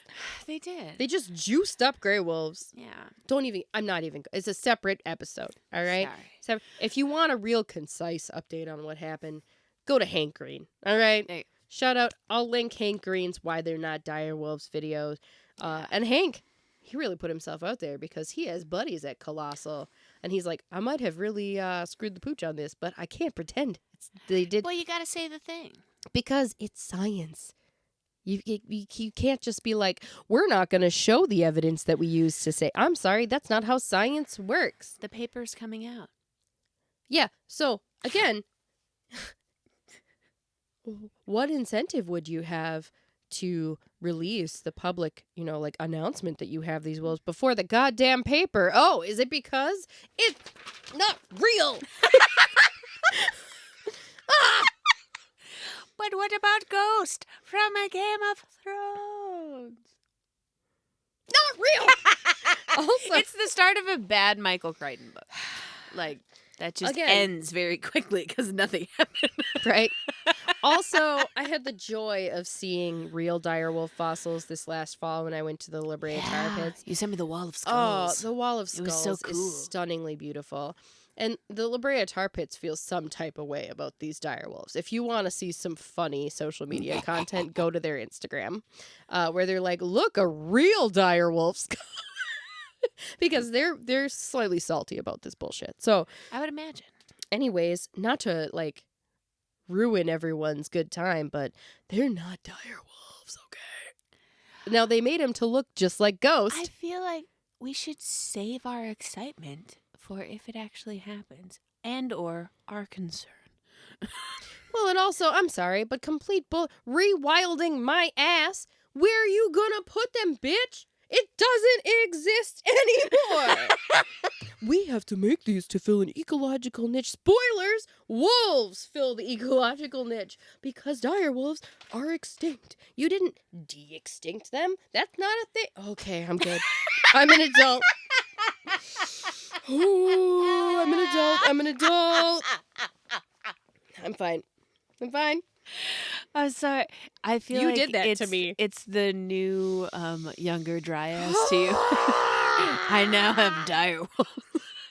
It is. It sets me right up. In fact, I can feel It is your kryptonite. I can Is feel junk science. my rage over the direwolves has actually superseded like the Bimini Road. Like, all right, I'm all right. I'm all right. Okay. Graham Hancock, you get a reprieve because the direwolves are bullshit. All right, I'm fine. Megafauna. Okay, back to modern day. So, rat poison equals bad. Summary. Yes. It's rough. Don't do it. Don't poison Don't do the it at rats.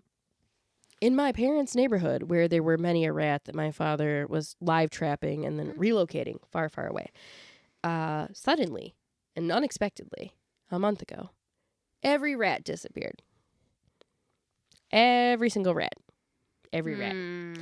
And there's really only one thing that gets rid of every rat, which is deeply concerning because everyone in the neighborhood has pets.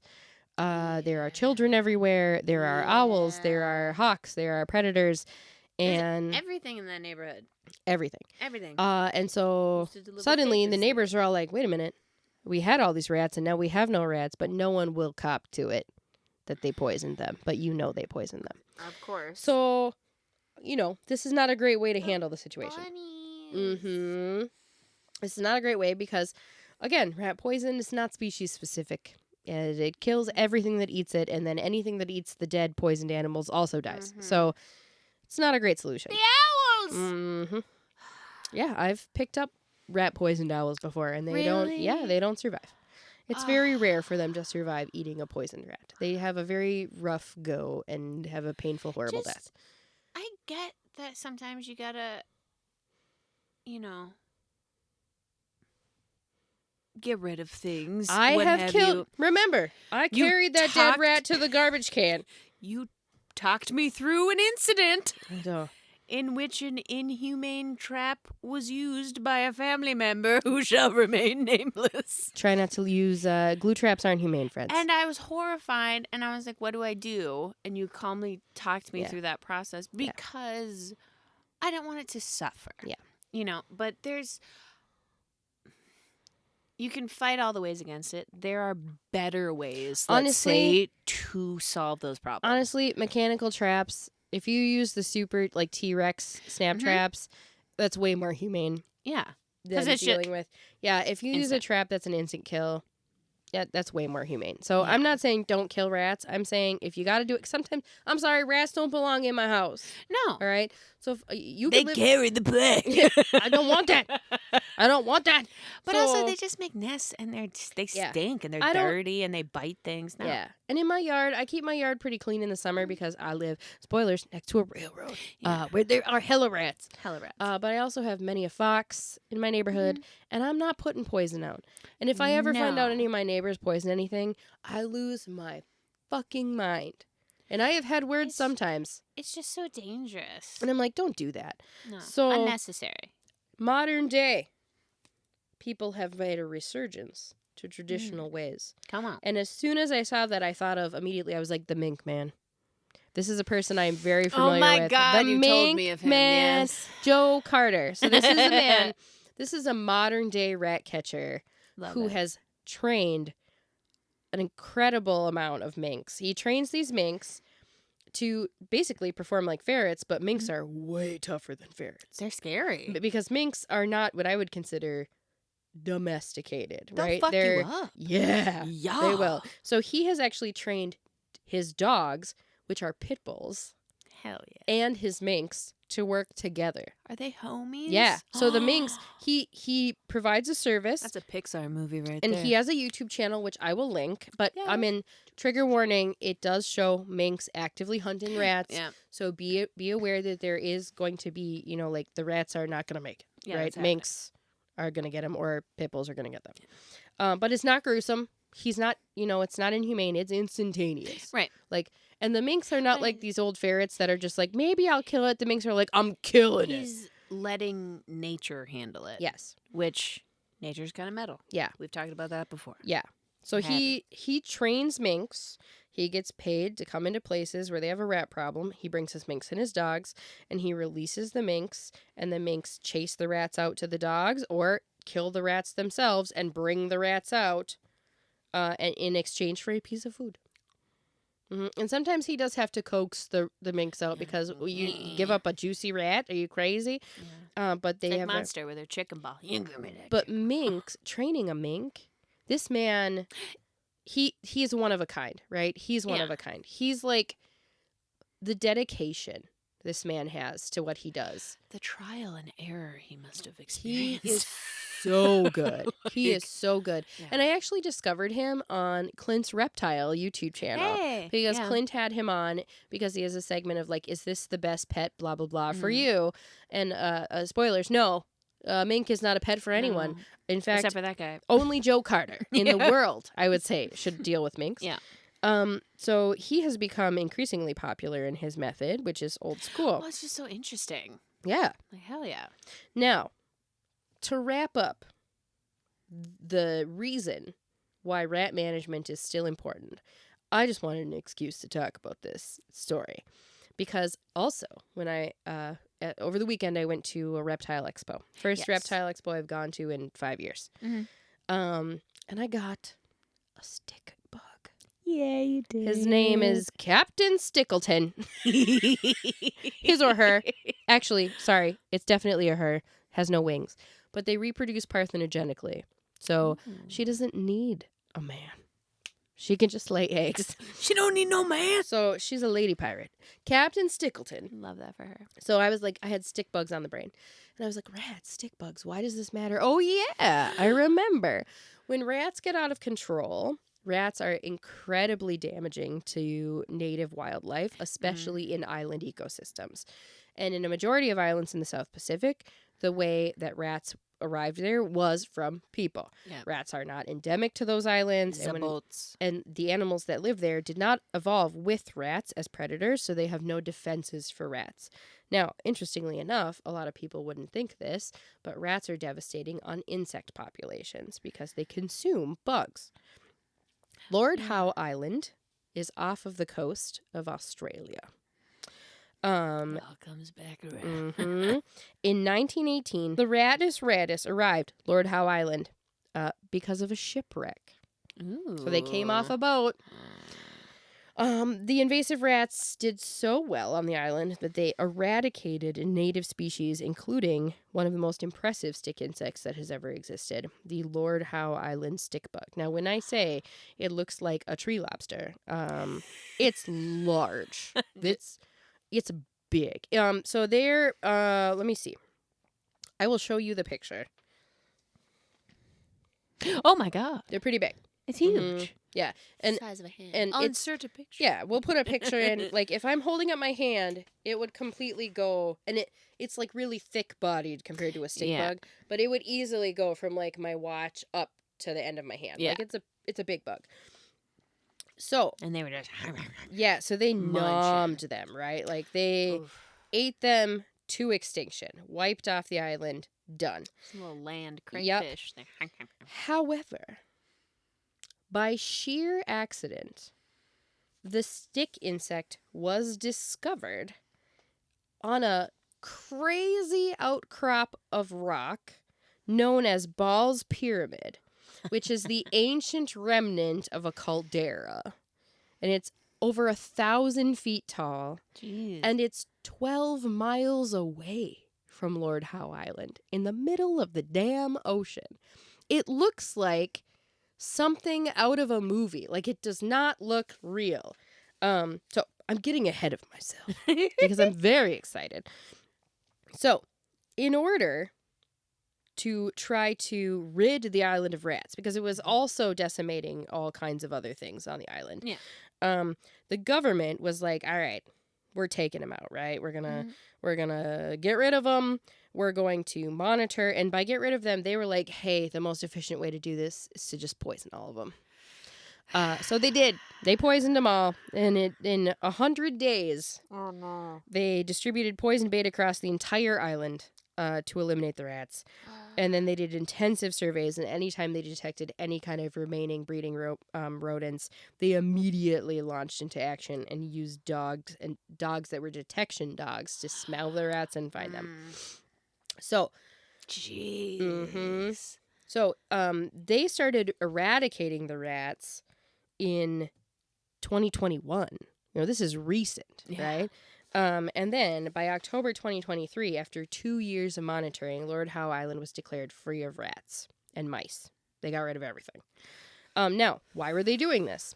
Because they found a patch of vegetation by accident on Ball's Pyramid, which, do I have my picture? I didn't put the picture in. I'll put the picture in. But imagine just like a giant, super sharp, very thin, 1,000-foot triangular piece of rock sticking out of the middle of the ocean with nothing around it. Ha-ha! Yes. That's what it looks like. Jesus. And there were some rock climbers that would go there from Australia. Like you do. And when they were climbing in the 60s, they thought they saw droppings of something. They were like, this is weird. There's a lot of this, like, basically they described it as bug frass. Like, some kind of bug lives here. But they didn't see any bugs. But there was so much of it that they were like, this is weird. Something's going on here. Yeah. So this towering spire, which is uninhabited, it's 14 miles southeast of Lord Howe Island, 1,811 feet tall, super jagged in the middle of the Tasmanian Sea, only has a few plants on it. One of which is this little patch of like melaleuca bush, like partway up the giant spire. Yeah. So, in the 60s, group of rock climbers report seeing frass, and they're like, we have no idea. Rumors spread over the years, anecdotal sightings that there's some kind of a bug on the island, but nobody has confirmed it. Fast forward to 2001. At this point, the Lord's house stick insect has been considered extinct since the 1920s, right? Gone, toast, eaten. Yeah. Done. February 2001. Small team of researchers, including David Priddle and Nicholas Carlisle from New South Wales National Park System and Wildlife Service, decide to go to Ball's Pyramid to investigate all of these rumors that they've heard. They go where are these bugs So, at? and picture this, they go at night, right? Because they never found anything during the day. They're like, they must be nocturnal. Let's switch it up. So they're climbing a 1,000-foot rock spire in the middle of the sea at night. Under the moon. Mm-hmm. And they said, under flashlight, they discover a small shrub-like plant, a melaleuca, growing on a narrow ledge. Beneath it, they find a large cluster of glossy brown insects, unmistakably the Lord Howe Island stick insect. They found 24 individuals total on the pyramid, all living under a single bush. That's it.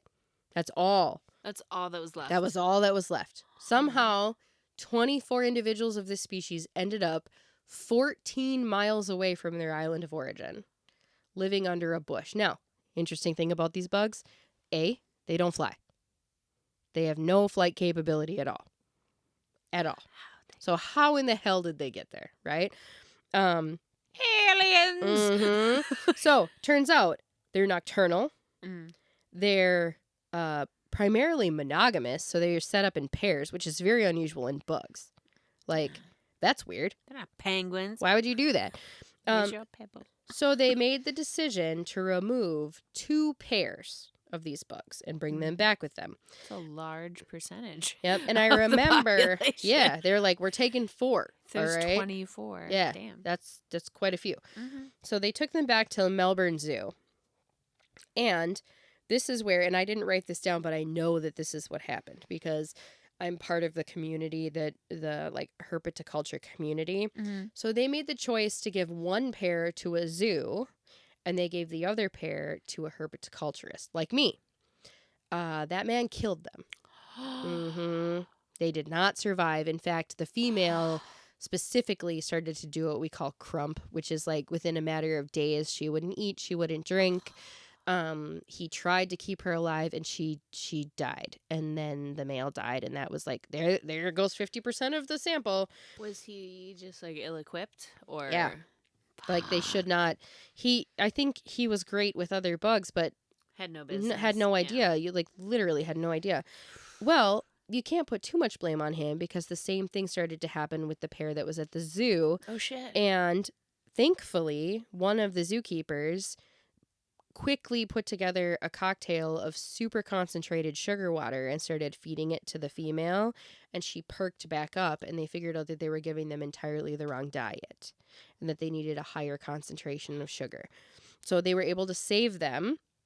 She did lay eggs, but the eggs were super slow to hatch. And then eventually they were able to get a population, and all of the current existing Lord House stick bugs are descended from that original Adam and Eve pair. So, And then is there still the little population on the pyramid? I don't know. I haven't done any research to see if they've followed up. But even if there isn't now, because they eradicated all of the rodents, they reintroduced them to the island. Yeah. So captive breeding and reintroduction programs have actually saved this species, and the species was reintroduced to the island, and last count there were well over 9,000 individuals. Take that, dire wolves. Yeah. Actual no, I guess they weren't really extinct, but right.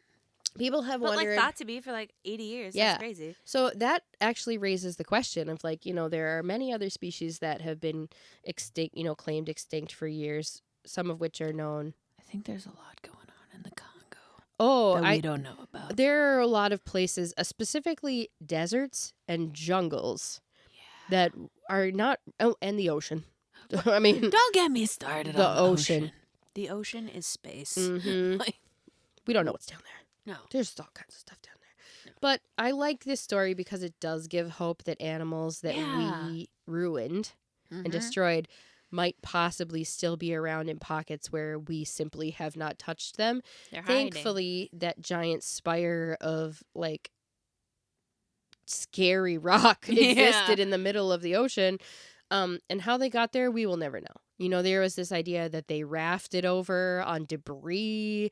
There was the idea that they, like, I don't know if they were already... Like a crazy storm. Yeah, but like if there was a storm and blew like a big chunk of a tree off and that floated to the island, like... They just... they have no idea how they got there. And found one bush and it's like, this will be where... This is our we new live society. forever. Yes. So that is an example of how management of rats actually saved a species. Hey. And I thus love that. concludes my epic tale Yay! of the rat catchers of yore. I loved it. Thanks. And this is going to have to be a two-parter because holy cow, I had a lot. That is worth thick. Yeah. Thick. And yeah, because I got a bunch to hit you with too. So, goblins, I think for this one, you know what to do. you're going to have to come back because we're going to stay weird. Oh yeah. Stay weird. Bye. Bye.